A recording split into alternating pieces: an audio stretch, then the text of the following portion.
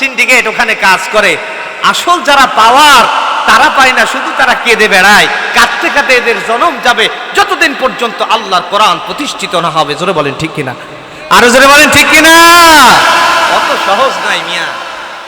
যেই নেতা হবে সেই নেতার আল্লাহর ভয় থাকা লাগবে। যে ওয়ার্ড সভাপতি হবে ওয়ার্ড সভাপতির আল্লাহর ভয় থাকা লাগবে। যে দলের কর্মীর উপর লিস্ট করার দায়িত্ব আসবে ওই কর্মীরও তো আল্লাহর ভয় থাকা লাগবে। আল্লাহর ভয় যদি থাকে তাহলে দল দেখবে না কোনটা বিএনপি করেছে, কোনটা আগে সাবেক আওয়ামী লীগের সাথে ছিল, কোনটা জামাতের সাথে জামাতে ভোট দিয়েছে, এটা দেখবে না। দরিদ্র যে পাবে সে, এটাই হচ্ছে ইসলামের আদর্শ। জোরে বলেন সুবহানাল্লাহ, আরো জোরে বলেন সুবহানাল্লাহ। আমাদের এই এলাকায় আলহামদুলিল্লাহ আমাদের যারা নেতৃত্বাধীন আছেন বিএনপির ভাইরা আছেন আলহামদুলিল্লাহ অনেক ভালো। তা না হলে আমরা কি এরকম একটা মাহফিল করতে পারতাম? এ কথা বলেন পারতাম? এই মাহফিলটার ব্যাপারে তাদের অনেক ভূমিকা। আমাকে অনেক ধরেছে যে মিরাজ আমাদের ঐতিহ্য ঠিক রাখতে হবে। আল্লাহ তাআলা এই ঐতিহ্যবাহী মাহফিলকে কবুল করুন। জোরে বলেন আমিন, আরো জোরে বলেন আমিন। তাহলে হযরত ওমর রাদিয়াল্লাহু তাআলা অর্ধ পৃথিবীর প্রেসিডেন্ট জামা টেনে ধরেছেন সাধারণ একজন কর্মী। আপনারা বলুন তো আমাদের এই ওয়ার্ডের মেম্বার সাহেবরে যদি এক ভ্যানওয়ালা বলে এই রাস্তা কয়টা, গেল কই? যদিও মেম্বার সাহেব ঠিক মতো করেছে মনে করেন, তারপরেও করার পরে যদি কেউ জিজ্ঞাসা করে ওর কি থতমা থাকবে? এ কথা বলেন থাকবে? মেম্বার সাহেব মনে করেন ভালো মানুষ, মেম্বার সাহেবের পার্সোনাল 2-4 জন অ্যাসিস্ট্যান্ট থাকে না, ওরা একেবারে থতমা উল্টায় দেবে যে মিয়া তুই আমাদের চেয়ারম্যানের মেম্বারের সাথে এরকম করিস। বর্তমান সিচুয়েশন এরকম না? অর্ধ পৃথিবীর প্রেসিডেন্ট, আপনার কি মনে হয় কি কাদির খোলা 1 নাম্বার আর 2 নাম্বার ওয়ার্ল্ড? অর্ধ পৃথিবী, অর্ধ পৃথিবী।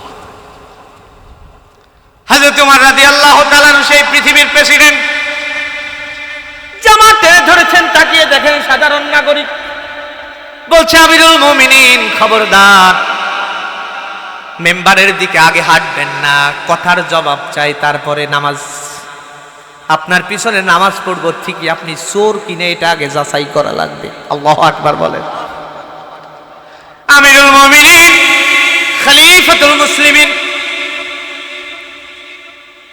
মাথাটা নিচু করলেন, আনন্দিত হলেন, আহারে আমি আমার সমাজে নাগরিকদের অধিকার ফিরিয়ে দিতে পেরেছি।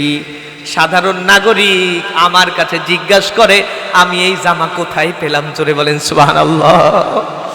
আমিরুল মুমিনিন 2 চোখের পানি ফেলে কাঁদছে। জনগণ বলছে নেকা কাম না করলে হবে না, আগে জবাব দিন, লম্বা জামা কেন আমাদেরটা খাটো? ইয়েমেনের কাপড় আপনিও 1 পিস পেলেন, আমিও 1 পিস পেলাম, আমরাও পেলাম, আপনি কি গোপনে আর 1 পিস নিয়ে লম্বা করেছেন নাকি? জবাব দেন। যেই সমাজের কর্মীদের জামা খাটো থাকবে সেই সমাজের নেতার জামা কোনোদিন লম্বা হওয়া এটা কোনোদিন শোভনীয় নয়। হযরতে আমিরুল মুমিনিন কথা বলছেন না, ছেলে আব্দুল্লাহ বলছে ও মদিনার মসজিদে নববীর মুসাল্লিরা, আমার আব্বাকে আর অপমান করো না। এই প্রশ্নের জবাব যদি আমি দিয়ে দেই হবে নাকি? নববীর মুসাল্লিরা বলল যে দিবে দিক না, জবাব চেয়েছি, জবাব দিলেই হবে।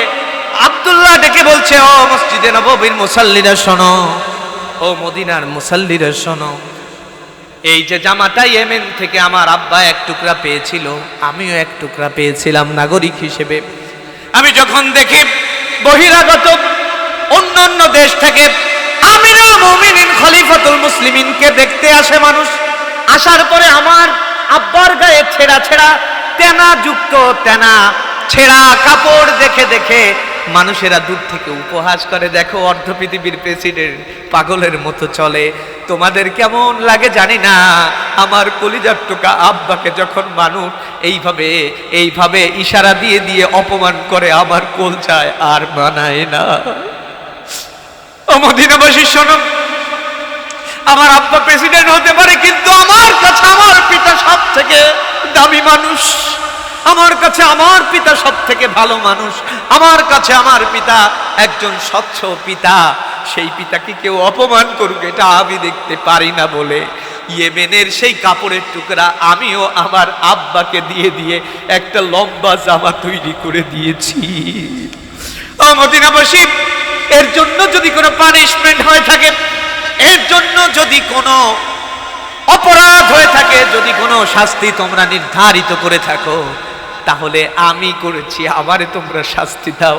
সঙ্গে সঙ্গে মদিনাবাসী বললেন, আমিরুল মুমিনিন ক্ষমা করবেন, যান আপনি ইমামতির জায়গায়, আপনার মতো ইমাম আমরাই স্থায়ীভাবে রাখতে চাই। জোরে বলেন সুবহানাল্লাহ, আরো জোরে বলেন সুবহানাল্লাহ। এগুলো শুনতে শুনতে আমাদের জীবন যৌবন সব শেষ হয়ে গেল, কিন্তু এইরকম প্রেসিডেন্ট আমরা পাচ্ছি না। কারণ আমরা যখন নামাজ পড়ি সেই সময় চাই একজন আল্লাহর পিছনে নামাজ পড়ি, কিন্তু যখন আমরা ওই সব কাজে যাই, প্রেসিডেন্টের কাছে যাই, সেই সময় আল্লাহরে লাগে না, সেই সময় একেবারে গড়ে, সেই সময় আর আল্লাহর কথা স্মরণ থাকে। উপস্থিতি, এই কথাগুলো এই জন্য বলছি, আপনারা ভাববেন না যে আমি সামনে মিম্বারি নির্বাচন করবো এই জন্য মনে করছে।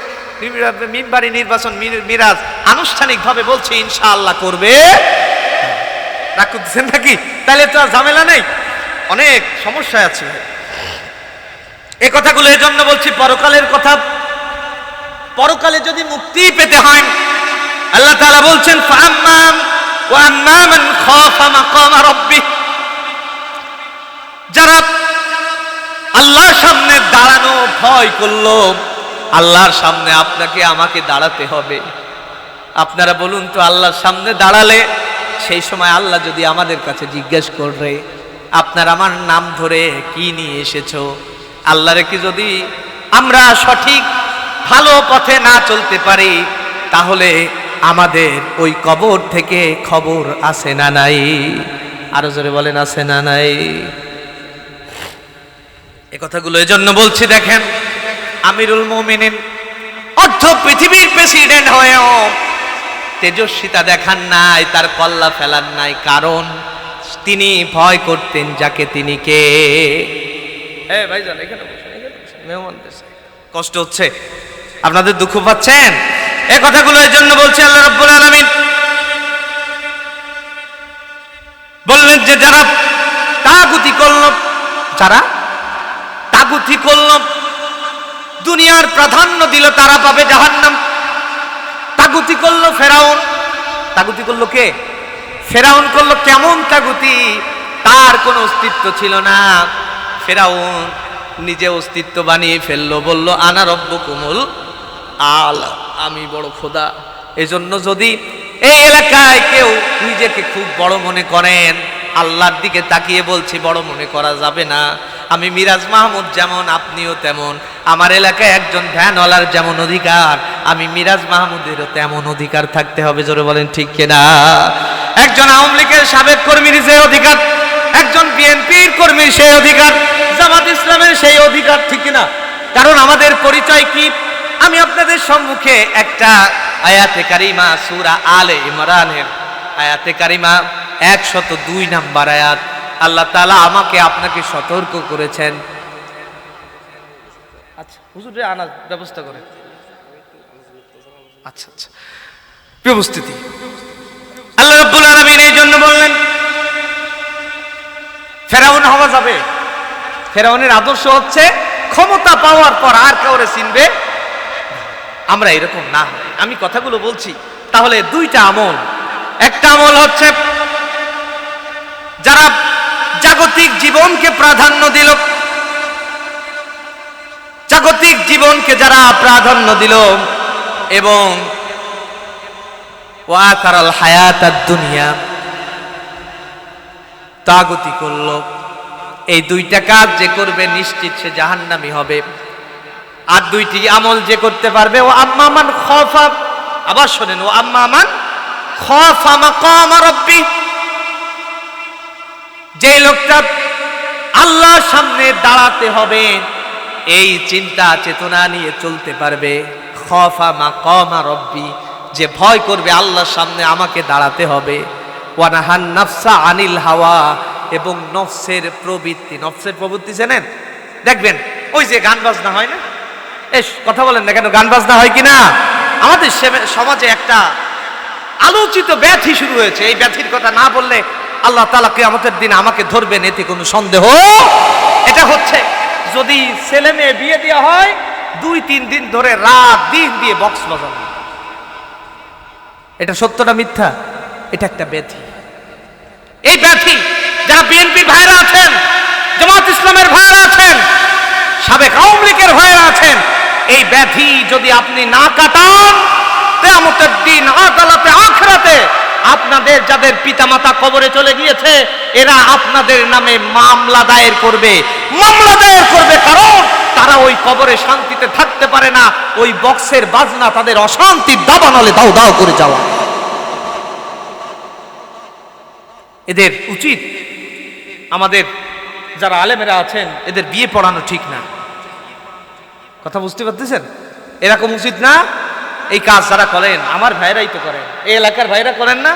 আল্লাহর জন্য বলছি, আল্লাহর জন্য বলছি, সারা রাত বক্স বাজায় আপনি কি পেলেন?